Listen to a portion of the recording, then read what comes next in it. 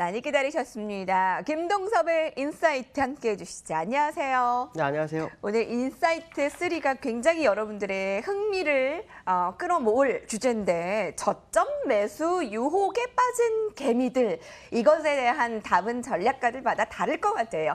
김동섭 이사님의 의견 굉장히 궁금하고요. 첫 번째 인사이트부터 볼까요? 어제 미국 시장이 하락을 했어요. 하락의 이유는 다 아실 겁니다. 중국과 무역 분쟁. 트럼프 대통령이 이 시장에서 포카를 치고 있는 느낌이다. 그런 생각이 들었습니다. 배팅하듯이 2천억에 2천억 더 이런 얘기를 하면서 미국 시장이 흔들렸고 중국도 삼천이 붕괴되는 그런 상황이 발생했죠. 일단 미국 시장은 지난번처럼 또 한 번의 위기가 왔습니다. 아마 지난번에 제가 상승을 일단 제외합니다. 이런 얘기를 해드린 적이 있었는데 미국 시장이 약간 좀 흔들리고 있는 상황이고요. 어저께 이제 이런 무역 분쟁 사이에서 금리 인상에 대해서 제동을 거는 발언이 하나 나왔습니다.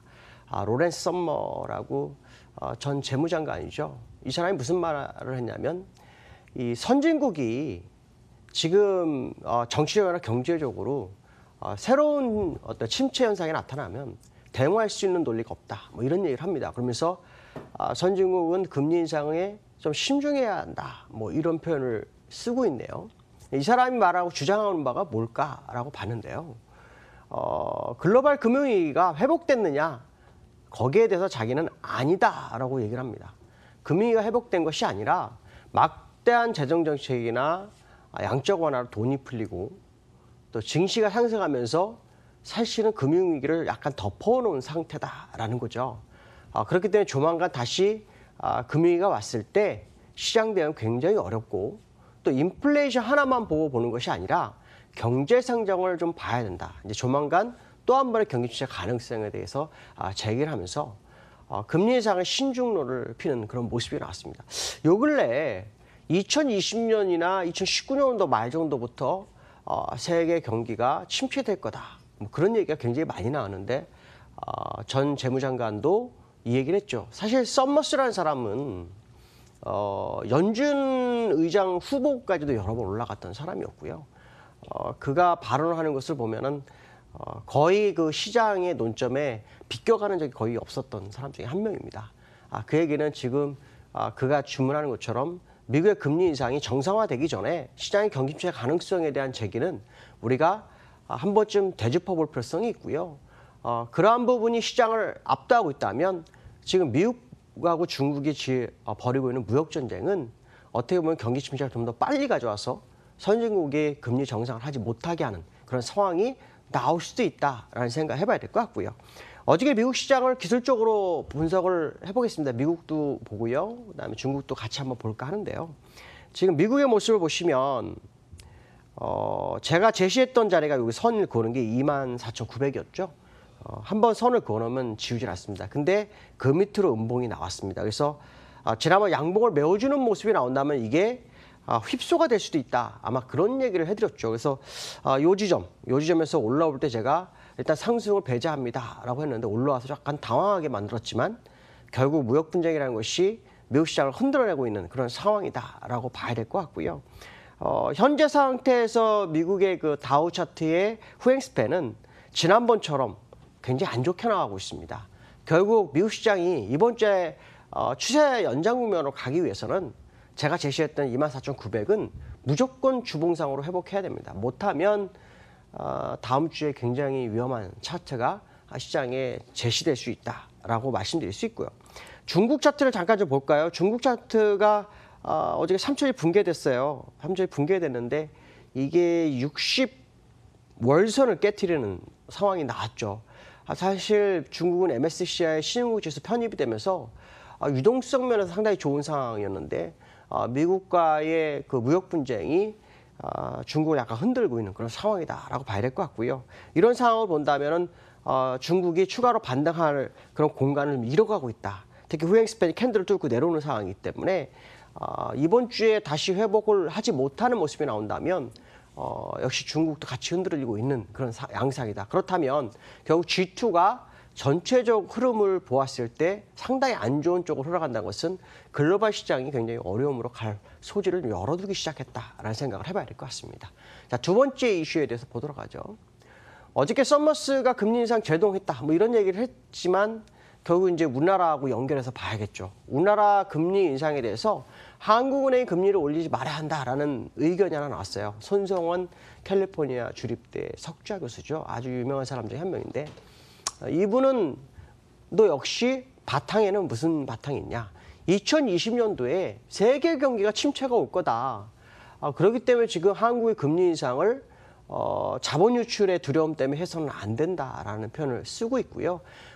단기성 자금이 빠져나갈 것은 결국 외환보유로 막는 것이 맞지. 지금 금리 인상을 해서 시장을 더 힘들게 하지 말아야 한다. 그런 얘기를 하고 있습니다. 특히 미국이 경기 침체를 할 이유 중에 하나가 뭐냐면 장단기 금리의 수익률 곡선이 평준화되고 있다라는 거죠.